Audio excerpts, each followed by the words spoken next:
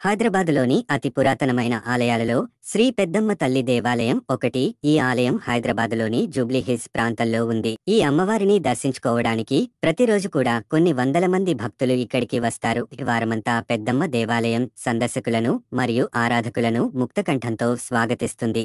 ఒక పురాణం ప్రకారం ఒక రాక్షసుడిని చంపిన తర్వాత దేవత తన దాహం తీర్చుకోవడానికి ఈ ప్రదేశానికి వచ్చింది. ఒక గొర్రెల కాపరి ఇప్పుడు ఆలయం ఉన్న ప్రదేశంలో దేవత విగ్రహాన్ని కనుగొన్నాడు. మరొక పురాణం ప్రకారం మహిషాసురుడు అనే జీవి నీటి గేదె మరియు పామురాజు రంభ యొక్క కుమారుడు స్వర్గపు దేవుడైన ఇంద్రుడిని ధిక్కరించాడు. మనిషి కాని దేవుడు కూడా తనను చంపలేడని బ్రహ్మదేవుడి ఆశీర్వాదం అతనికి ఉంది. కానీ అతను కాలక్రమేణా మరింత ప్రతీకారం తీర్చుకున్నాడు. అందువల్ల అతని క్రూరత్వాలను ఉంచడానికి మరియు అంతం చేయడానికి ఇతర దేవతల అభ్యర్థన మరియు పవిత్ర త్రిమూర్తులు లార్డ్ బ్రహ్మ, విష్ణువు మరియు శివుని ఆశీర్వాదం మేరకు దుర్గా దేవి ఉనికిలోకి వచ్చింది. త్రిమూర్తులు మరియు ఇతర దేవతల శక్తులతో కలిసి గొప్ప శక్తితో దేవి మహిషాసురుడిని భీకర పోరాటంలో చంపింది.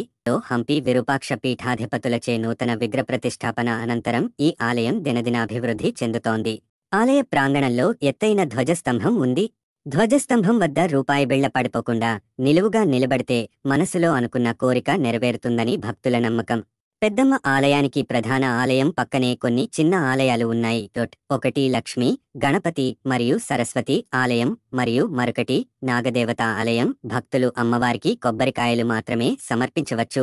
శక్తి స్వరూపిణి అయిన మా దుర్గకు అనేక దేవాలయాలు ఉన్నాయి. తెలంగాణ ప్రాంతం మాతను పెద్దమ్మ తల్లిగా పూజిస్తుంది. పెద్దమ్మ అనేది తెలుగు పదం. ఇది పెద్ద మరియు అమ్మ అనే రెండు పదాలను కలిపి రూపొందించబడింది. దీని అర్థం తల్లుల తల్లి మరియు ఇక్కడ దేవతని సుప్రీం తల్లి అని సూచిస్తుంది.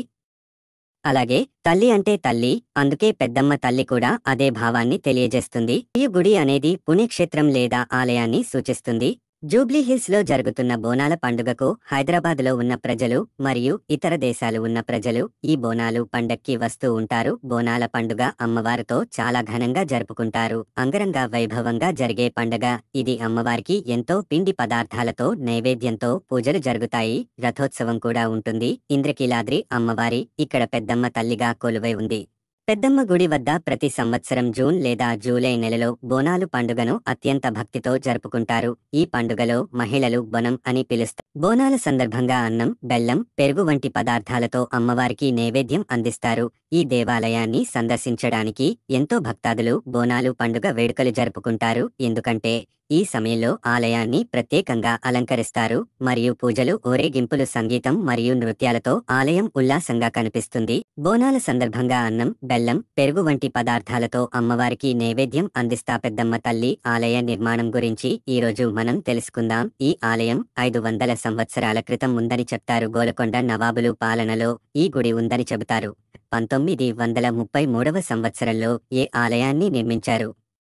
ఈ ఆలయాన్ని కట్టించడానికి 1 సంవత్సరం సమయం పట్టింది. ఎత్తైన గోపురంతో ఆలయం కట్టించారు. రాజగోపురం 5 అంతస్తుల్లో నిర్మించారు. ఆలయం చుట్టూ చెట్లు మరియు పూల మొక్కలతో ఆలయం చాలా అద్భుతంగా ఉంది.